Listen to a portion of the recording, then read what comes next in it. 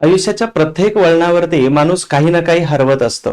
कधी वेळ हरवतो, कधी माणूस हरवतो, तर कधी पैसा हरवतो, तर कधी जगायचं हरवून जातो. स्पर्धा परीक्षेच्या क्षेत्रामध्ये आपण जेव्हा तयारी करतो तर त्यावेळी सुद्धा आपण खूप काही गोष्टी हरवतोय.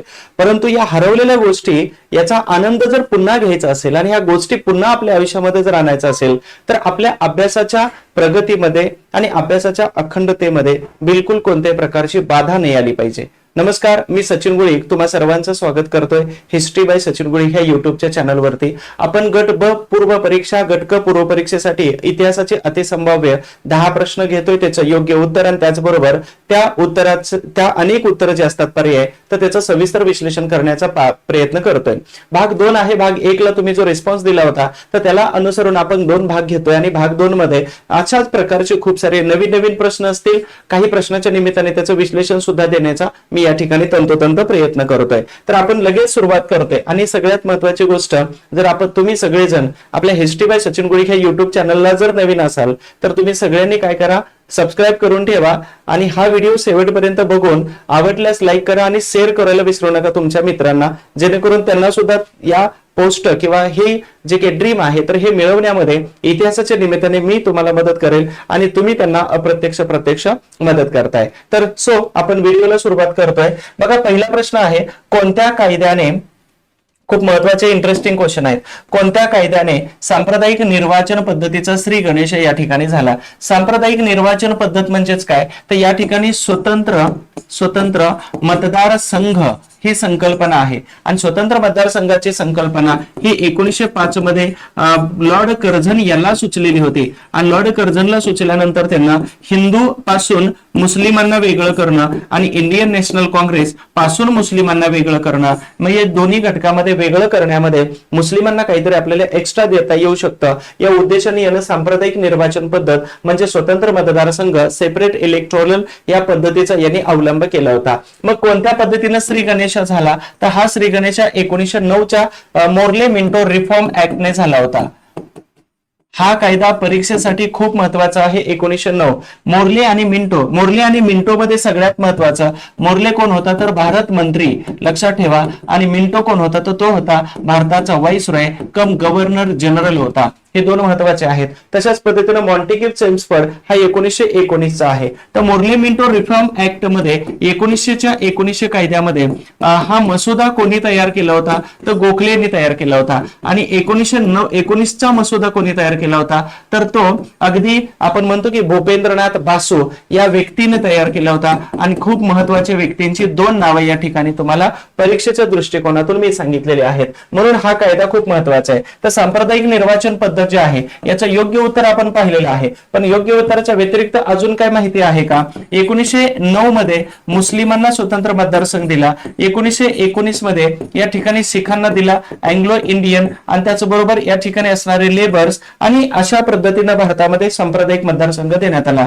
पण 1932 मध्ये सुद्धा भारतात असणाऱ्या अस्पृश्य म्हणजे दलितांना 16 ऑगस्ट 1932च्या जाती निवाड्याच्या अंतर्गत रॅमसे मॅकडोनाल्ड यांनी डॉक्टर आंबेडकर आणि श्रीनिवास यांच्या मागणीला समर्थन देऊन त्यांनी दलितांना मतदारसंघ दिला होता. परंतु यांचा पुण्यामध्ये असणाऱ्या महात्मा गांधीजींनी आमरण उपोषण केल्यानंतर 24 सप्टेंबर 1932च्या कराराने हा जो दलितांना मिळालेला मतदारसंघ आहे ही संकल्पना राखीव जागेमध्ये शिफ्ट झाली. म्हणून आरक्षण हे राखीव जागेवरचं तेव्हापासूनच आहे राजकारणामधलं. तर अशा पद्धतीने ह्या 3 गोष्टी आपण या ठिकाणी पाहिल्या. आता बघूया ऑप्शनला थोडंसं इलिमिनेट करूया. 1892चा काय आहे?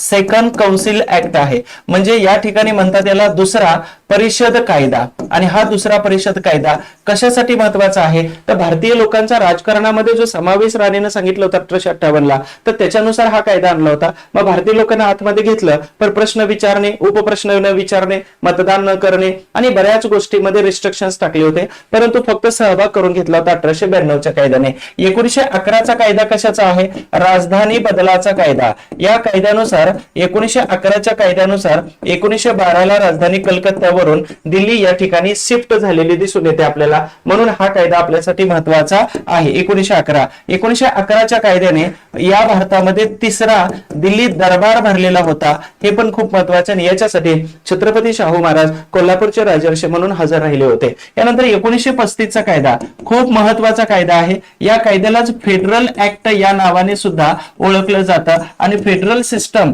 म्हणजे भारतामध्ये काय म्हणू आपण, प्रांतांना स्वायत्तता जी मिळाली निवडणूक लढवण्यासाठी तर या कायद्यानुसार भेटली होती आणि म्हणून हा कायदा आपल्यासाठी महत्वाचा आहे. सो मी कायद्याचा या ठिकाणी तुम्हाला उल्लेख करेल. इथं तुम्हाला जर कायदे बघायचे असेल तर 1858 चा कायदा पहा, त्याच्यानंतर 1909 1919 आणि 1935 हे महत्वाचे जर 4 कायदे जर करून गेलात तर गट ब पूर्व असो मुख्य असो किंवा कुठलीही परीक्षा असो तर या परीक्षेसाठी या 4 कायद्यावरती सविस्तरपणे प्रश्न विचारला जातो. आणि आता राज्यसेवा झाली तर त्यामध्ये पण येतात किंवा बऱ्याच वेळा परीक्षेला प्रश्न यावरती विचारले जातात. तोंड पाठ करून जावा आणि विश्वास ठेवा. यानंतर आपला दुसरा प्रश्न आहे, खालीलपैकी कोणत्या कायद्याचे वर्णन पंडित जवाहरलाल नेहरू यांनी मजबूत ब्रेक असलेले मात्र इंजिन नसलेली गाडी असा केलेला होता. मजबूत ब्रेक आहेत म्हणजे गाडी अतिशय चांगली दमदार थांबू शकते परंतु त्या गाडीला इंजिनच नाही अशा प्रकारचं. मग हे वक्तव्य कोणाबद्दल केलं होतं? 1861 हा कसला आहे तर पहिला परिषद कायदा आहे.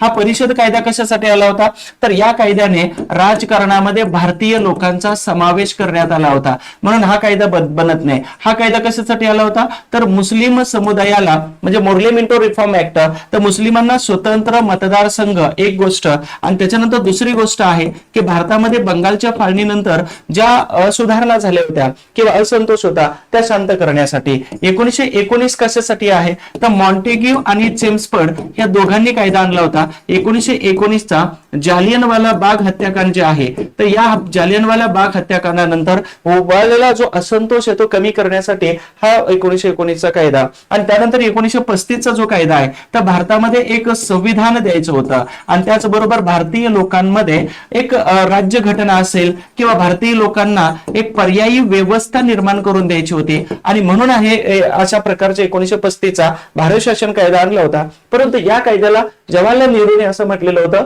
की इंजिन नसलेली गाडी म्हणून आपला पर्याय क्रमांक हा 4 म्हणजे 1935 चा जो कायदा आहे तर हे या प्रश्नाचं योग्य उत्तर आहे. मग तुम्हाला आता सांगितलं होतं 1861 च्या ऐवजी 1858 चा कायदा करायचा आहे. त्या व्यतिरिक्त 1909 1919 1935 हे कायदे कंपल्सरी करा आणि जर जमलं तुम्हाला तर 1773 चा कायदा, त्यानंतर 1784 आणि 1813 आणि 1833 हे कायदे सुद्धा फक्त ओझरते बघून घ्या कारण या कायद्यावरती आयोग कधी कधी फिक्स प्रश्न काढतं आणि प्रश्न याच्यावरती येऊ शकतो. परीक्षा झाल्यानंतर मात्र ह्या व्हिडिओची नक्कीच तुम्हाला आठवण येणार आहे. यानंतर आपण 3 नंबरच्या प्रश्नाकडे जातोय. सन 1875 मध्ये देशातील कामगारांचे पहिले आंदोलन सोराबजी शापूरजी बंगाली यांच्या नेतृत्वात खालीलपैकी कोणत्या ठिकाणी झालं होतं?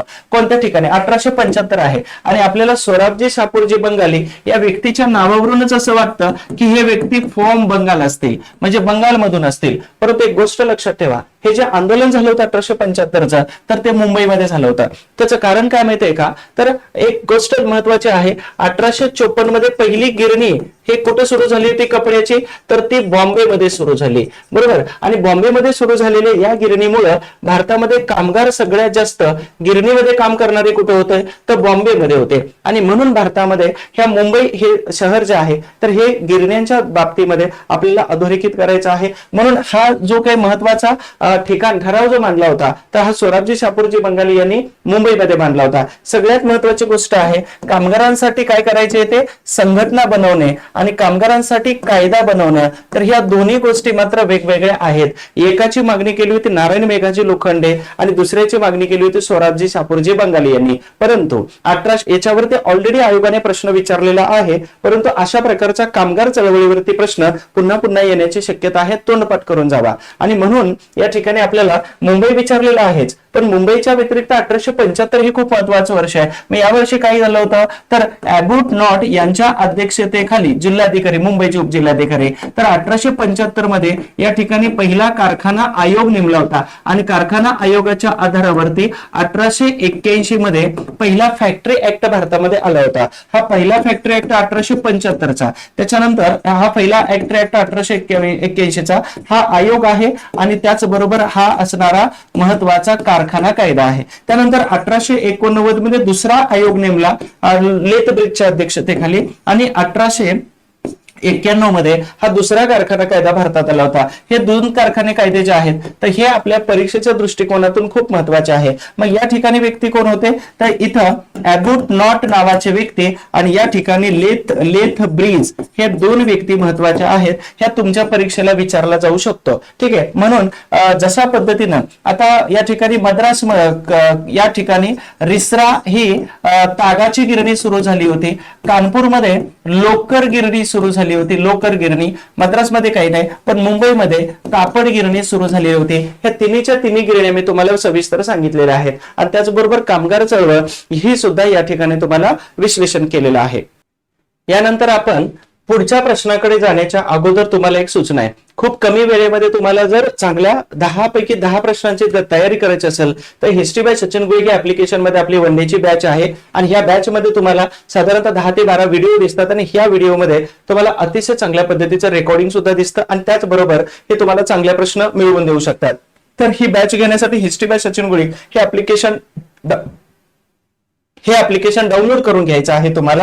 यानंतर आपला पुढील 4 नंबरचा प्रश्न आहे. खालीपैकी विधान पहा आणि योग्य पर्याय निवडा. योग्य पर्याय सांगितलेला आहे. कायमधारा पद्धत लॉर्ड कॉर्नवॉलिसने सुरू केली आणि इंग्रजांना त्यांच्या मदतीसाठी जमीनदारांची गरज होती. जमीनदार आणि त्याचबरोबर कायमधारा. पहिलं विधान तर बरोबर आहे आणि तुम्हाला सगळ्यांना माहित असेल 1889 मध्ये यांनी काय केलं होतं तर सर जॉन शोर यांच्या अध्यक्षतेखाली काय बनवलं होतं एक व्यवस्थित एक बोर्ड बनवलं होतं आणि त्याने शिफारस केल्यानंतर 1893 पासून मार्च 1893 पासून कायमधारा पद्धत त्या कायमधाराला वेगवेगळ्या नावाने ओळखलं जातं ते ही पद्धत सुरू झाली आणि मग त्यांच्या मदतीसाठी इंग्रजांना जमीनदारांची गरज होती. हे विधान बरोबर जरी असलं तरी पण हे विधान याला संयुक्तिक नाही आणि म्हणून या ठिकाणी आपल्याला पाहायचं आहे ते स्पष्टीकरण आहे. हे स्पष्टीकरण बनत नाही तर विधान अ आणि ब बरोबर आहे परंतु ब हे त्याचं योग्य स्पष्टीकरण आहे. तर या ठिकाणी आपल्याला 2 नंबरचा पर्याय दिसून येतो. म्हणून या ठिकाणी आता कायमधारा पद्धतीच्या अगोदर काय होतं तर सगळ्यात महत्वाची पहिली पद्धत होती बोली पद्धत. ठीक आहे. बोली पद्धतीला लिलाव पद्धत या नावाने ओळखलं जातं.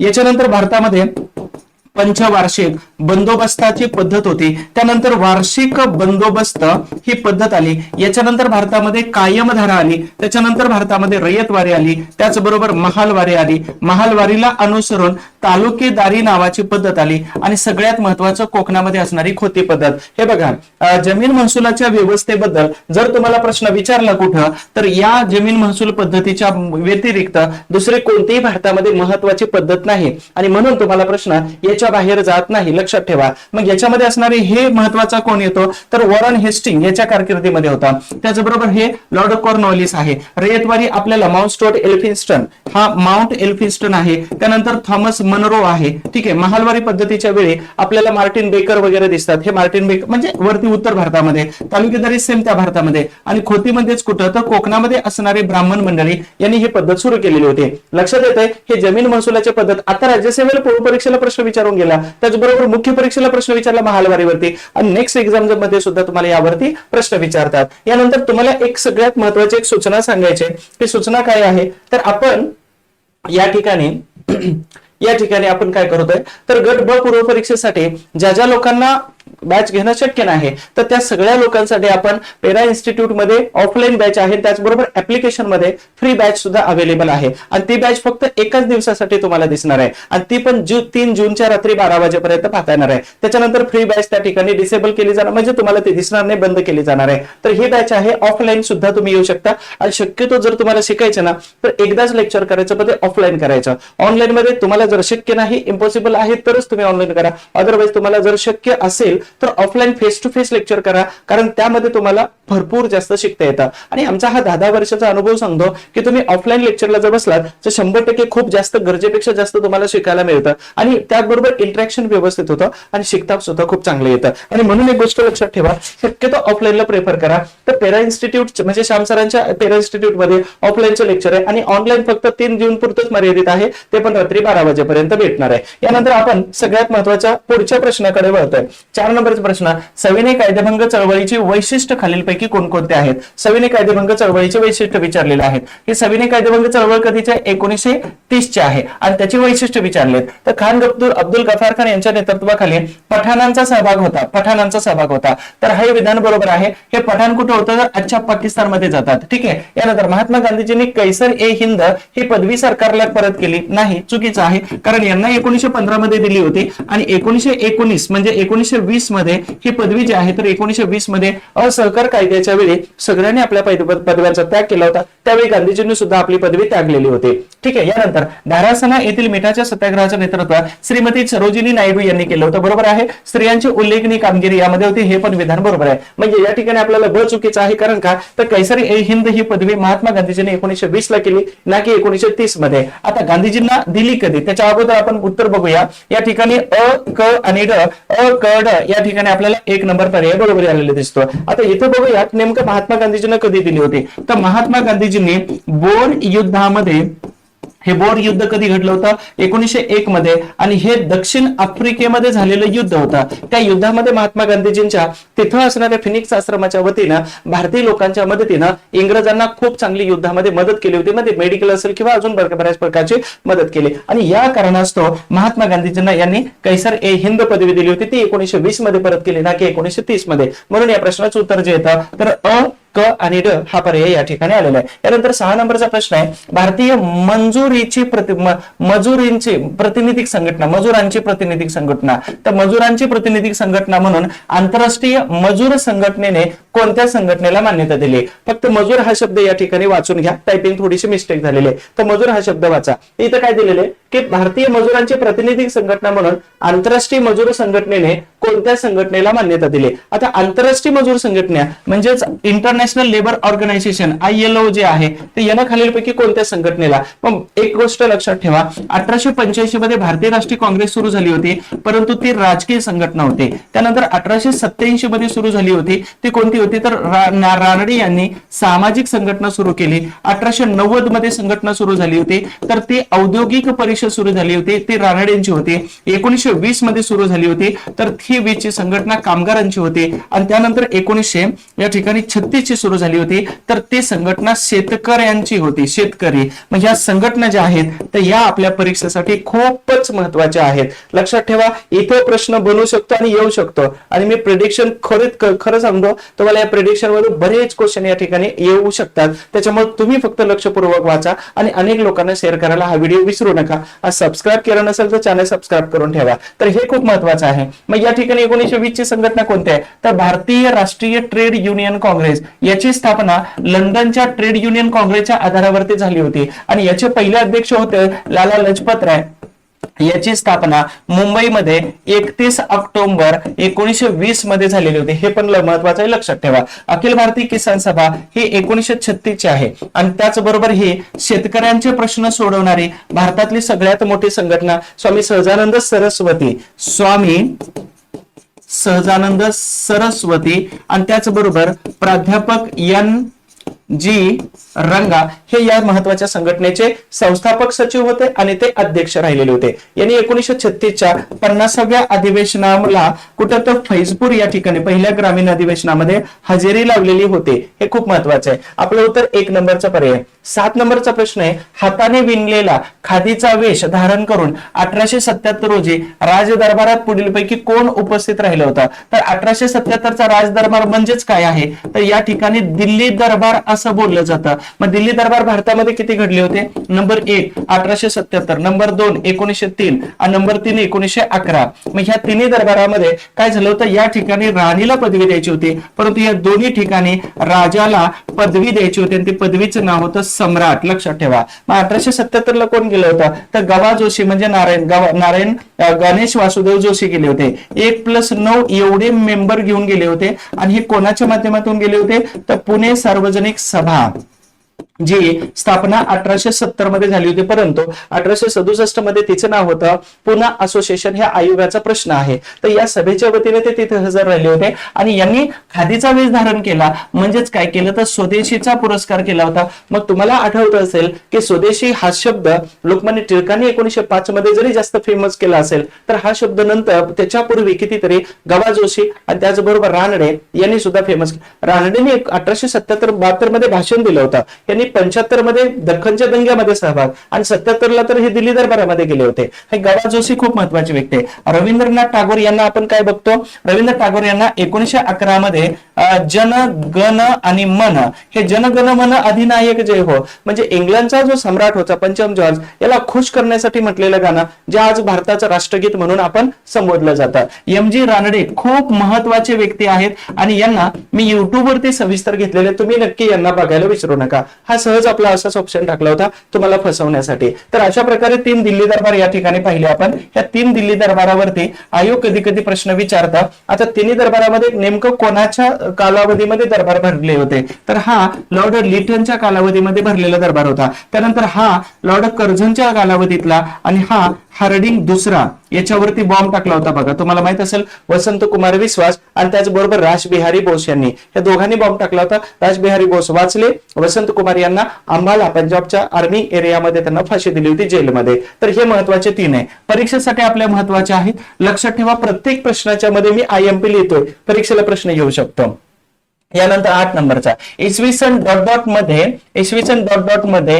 मध्ये सरकारने एक आदेश काढून सरकारी नोकरांना राष्ट्रीय सभेच्या अधिवेशनास हजर राहण्यास बंदी घातलेली होती. तुम्हाला माहिती आहे का की भारतामध्ये भारतीय राष्ट्रीय काँग्रेसची स्थापना जी झाली होती, तर ही डफरीनच्या डोक्यातील सुपीक संकल्पना होती. डफरीनने काय केलं तर भारतामध्ये ॲलन ह्यूम याचा वापर केला आणि भारतीय लोकांना 2 प्रकारच्या एक संकल्पना दिल्या. एक होतं काय सेफ्टी वॉल आणि दुसरं काय होतं तर लाइटनिंग कंडक्टर थिअरी होतं. ठीक आहे. आणि अशा पद्धतीच्या 2 संकल्पना दिल्या. ह्या 2 संकल्पना म्हणजेच काय होतं तर इंडियन नॅशनल काँग्रेस होते. 1857 सारखा पुन्हा उठाव होऊ नये याची काळजी घेतली म्हणजे ते डफरीनने घेतली होती. आणि विशेष म्हणजे काय होतं तर डफरीनच्या कारकिर्दीमध्ये जी अधिवेशनं झाली होती, ही अधिवेशनं खूप महत्वाची आहे, ज्यावरती तुमच्या परीक्षेला प्रश्न विचारतात. बघा 1885 पहिलं, 1886 दुसरं, ठीक आहे, 1887 तिसरं, 1888 चौथं आणि त्यानंतर 1889 5वं. हे अधिवेशन तोंड पाठ करून जावा. तर यामध्ये हे अधिवेशन जे आहे, हे अधिवेशन कुठं भरलं होतं तर अलाहाबादचं अधिवेशन आहे. आणि या अलाहाबादच्या अधिवेशनाला डफरीने जागा उपलब्ध करून दिलेली नव्हती, म्हणून या ठिकाणी दरभंगाचा राजा जो आहे, ह्या दरभंगाच्या राजाने एक जमीन घेतली आणि त्या जमीन आणि बंगला घेऊन या अधिवेशनाला जागा दिली आणि मदत केली होती. सगळ्यात महत्वाचं, या अधिवेशनाचे अध्यक्ष कोण होते तर जॉर्ज यूल होते. आणि जॉर्ज यूल स्कॉटिश जरी असले तरी त्यांना भारत एमपीसी आयोग म्हणतो पहिलं ब्रिटिश अधिकारी होते. या अधिवेशनाचे अध्यक्ष कोण होते विल्यम वेडरबर्न होते. हे 5वं अधिवेशन आहे, खूप महत्वाचे आहे. गोखले आणि टिळक या अधिवेशनात प्रवेश केला होता. आणि महत्वाचं काय आहे तर या अधिवेशनाचे अध्यक्ष आणि ठिकाणं हे तुम्हाला परीक्षेला विचारले जातात. लक्षात ठेवा 85 आहे मुंबई हेमचंद्र बॅनर्जी, 1886 अधिवेशन आहे मद्रास कलकत्त्याचा या ठिकाणी होते दादाभाई नौरोजी, 87 मद्रास बदरुद्दीन तय्यब जी तिथं समाजवादी परिषद सुरू झाली होती. 88 अधिवेशन कुठे जॉर्ज यूल अलाहाबाद, 89 मुंबईचं अधिवेशन आहे पुन्हा 5वं अधिवेशन. हे अधिवेशन मी प्रत्येक वेळी काहीतरी IMP लिहितो ना, तर हे सुद्धा IMP आहे आणि या ठिकाणी सुद्धा आपला क्वेश्चन बनवू शकतो. लक्षात ठेवा इथं सुद्धा प्रश्न बनवू शकतो. भारतीय राष्ट्रीय काँग्रेसचे अधिवेशन याच्यावर अनेक वेळा क्वेश्चन येऊन गेलेला आहे. तर मग आपल्याला प्रश्न बघायचा आहे कोणता आहे तर 1890चं अधिवेशन आहे आणि या ठिकाणी होता लेन्स डाऊन हा होता त्यावेळेचा गव्हर्नर जनरल, आणि या गव्हर्नर जनरल कम व्हाईसरॉय होता. तर याचा कालावधी येतो 1888 पासून 1894 पर्यंत, आणि याच्या कारकिर्दीमध्ये एक अध्यादेश काढला होता. म्हणजे डफरीनं पण हा म्हटलं होतं, पण आपल्या नाही केलं. तर ह्या लेन्सडाऊनने सांगितलं होतं की काँग्रेस म्हणजे कुठल्याही राजकीय पक्षाबरोबर संबंध ठेवता येणार नाहीत. आणि हे लेन्सडाऊनने, हे मुंबईचं अधिवेशन आहे लक्षात ठेवा, आणि पहिलं अधिवेशन आहे. 1895चं पुणे अधिवेशन आहे. सुरेंद्रनाथ बॅनर्जी यांना बंगालचा शेर, बंगालचा वाघ, बंगालचा सिंह म्हणतात. बारिसालमध्ये सभेमध्ये त्यांना तशा प्रकारचा दर्जा दिला होता सुरेंद्रनाथ बॅनर्जी. आणि मग या ठिकाणी श्रीधर हे लोकमान्य टिळकांचे जे होते श्रीधर राणे, तर यांनी काय केलं होतं दाते, तर यांनी मंडप जाळण्याची धमकी दिली होती रानडे यांना. त्यानंतर 1857चा काय आहे, उठाव आहे. तर 1857चा उठाव या ठिकाणी पाठच करा, कारण का तर याच्यावरती आयोग 100% क्वेश्चन काढतच काढतं. आयोगाचा प्रश्न या टॉपिक वरती 100% येतो, लक्षात ठेवा. यानंतर आपण पुढील प्रश्नाकडे जाण्याच्या अगोदर पुन्हा एकदा ही पेड बॅच आहे, ऍप्लिकेशन मध्ये अवेलेबल आहे. जर वन डे बॅच तुमच्याकडून पाहणं नाही होते फ्री वाले, तर तुम्हाला ही पेड बॅच मिळते. 250 रुपये पर्यंत आहे. 10-12 व्हिडिओ आहेत, आणि याच्यामध्ये तुमचे 10 प्रश्नांची तयारी होऊन जाते. 9 नंबरचा प्रश्न घेतोय आपण आयोगाच्या दृष्टिकोनातून महत्वाचं. भारतीय स्वातंत्र्य चळवळीत उषा मेहता कशासाठी प्रसिद्ध आहेत? आता तुम्हाला सगळ्यांना माहित आहे की उषा मेहता यांनी काय काम केलं होतं. गांधीजींच्या चळवळी 1920 ची आहे असहकार, 1930 चे सविनय कायदेभंग चळवळ, 1942 ची छोडो भारत आंदोलन आहे. मग छोडो भारत आंदोलनामध्ये अनेक नेत्यांना जेव्हा अटक झाली होती, तर ह्या अटकेनंतर या सगळ्या आंदोलनाच्या बातम्या ह्या जनतेपर्यंत पोहोचवल्या पाहिजेत, आणि म्हणून यांनी काय केलं, तर 44 हर्ट्झ म्हणजे यांची जी फ्रिक्वेन्सी होती, तर याचा वापर करून यांनी अरबी समुद्रामध्ये एक गुप्त रेडिओ चालवला. त्याला आझाद रेडिओ, सिक्रेट रेडिओ, गुप्त रेडिओ कोणकोणत्या नावाने ओळखलं जातं, नावं परत एकदा लिहितो. आझाद रेडिओ, सिक्रेट रेडिओ, आणि त्याचबरोबर याला गुप्त रेडिओ असं म्हटलं जातं. आणि हा रेडिओ उषा मेहता यांनी सुरू केला होता. उषा मेहता यांना मदत कोणाकोणाची झाली होती, तर या ठिकाणी झवेरी बांधव होतं, आणि या सगळ्यांची मदत झाली होती यांना, झवेरी बंधू, आणि यांची मदत झाली. परंतु यांनी काय केलं, तर पकडले गेले, आणि यांना नंतर थोडीफार शिक्षा झाली होती. तर चले जाव चळवळी दरम्यान भूमिगत रेडिओ चालवणे. आता भूमिगत म्हणजेच कोणता, तर तो अरबी समुद्रातून रेडिओ चालवण्याचं काम यांनी केलं होतं. आयोगाने एकदा विचारले त्याची फ्रिक्वेन्सी किती होते, आणि या कालावधीमध्ये सगळ्यात महत्वाचं गुप्त ऍक्टिव्हिटी ज्या आहेत, तर ह्या खूप जास्त होत्या त्या गुप्त ऍक्टिव्हिटी. मग तुम्हाला सगळ्यांना माहिती आहे क्रांतिसिंह नाना पाटील यांनी सुद्धा पत्री सरकार सुरू केलं होतं. मग या ठिकाणी अनेक संघटना हे गुप्त पद्धतीने काम करत होत्या. तर हे आझाद हिंद फौजेच्या तुकडीचं नेतृत्व नाही बनत आहे. जवाहरलाल नेहरू यांच्या नेतृत्वाखाली हंगामी सरकार हे 1946 ला बनलेले नाही बनत आहे. आणि दुसऱ्या गोलमेज परिषदेमध्ये सहभाग, तर या ठिकाणी सरोजिनी नायडू यांचा सहभाग होता, आणि त्याचबरोबर महात्मा गांधीजींच्या सोबत होत्या, पण हे पण नाही बनत आहे. आणि म्हणून या ठिकाणी आपला 3 नंबरचा पर्याय बरोबर आला. यानंतर आपण 10 नंबरच्या प्रश्नाकडे जातोय.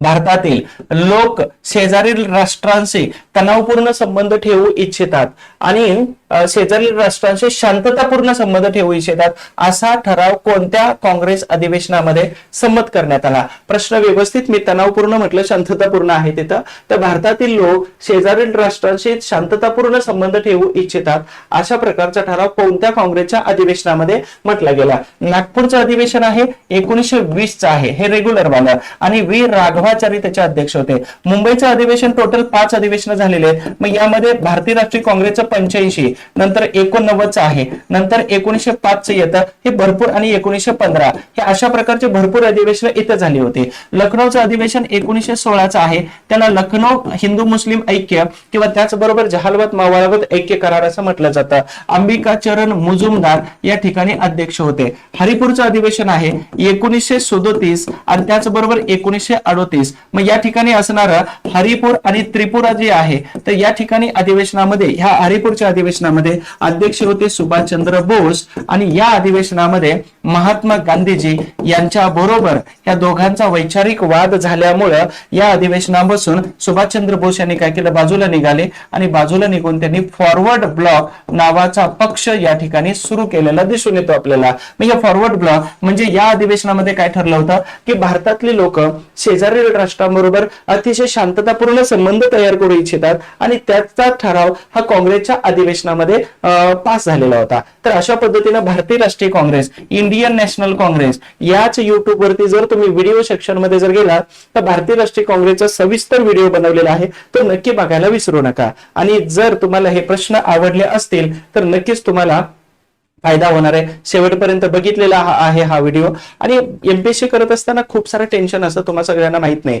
मग बोललं पाहिजे, बोलल्यानंतर खूप साऱ्या अडचणी सुटतात. आणि म्हणूनच तुम्ही योग्य मार्गदर्शक, योग्य व्यक्तीकडे जर तुम्ही बोललात तर तुमच्या अभ्यासासंबंधीचे जे प्रॉब्लेम आहेत ते 100% या ठिकाणी सुटू शकतात. आणि अशा पद्धतीनं जर तुम्ही आपल्या युट्यूब चॅनलवरती नवीन असाल तर आपल्या युट्यूब चॅनलला लाईक करा, कमेंट करा, शेअर करा आणि आपला युट्यूब चॅनल सबस्क्राईब करायला मात्र विसरायचं नाही. जर तुम्हाला अभ्यासामध्ये जर काही अडचण असेल तर दिलेल्या नंबरवरती तुम्ही व्हॉट्सअपला मेसेज करा आणि नंतर कॉल करा, कारण तो एक सवय लावलेली चांगली असते. सो तुम्हा सगळ्यांना अभ्यासासाठी आणि त्याचबरोबर अधिकारी होण्यासाठी आणि तुमच्या तब्येतीसाठी माझ्याकडून तर खूप खूप शुभेच्छा आहेतच. कमी पडू नका आणि त्याचबरोबर पोस्ट मिळेपर्यंत माघार घ्यायची नाही. आम्ही सगळे तुमच्या सोबत आहोत. Thank you and all the best.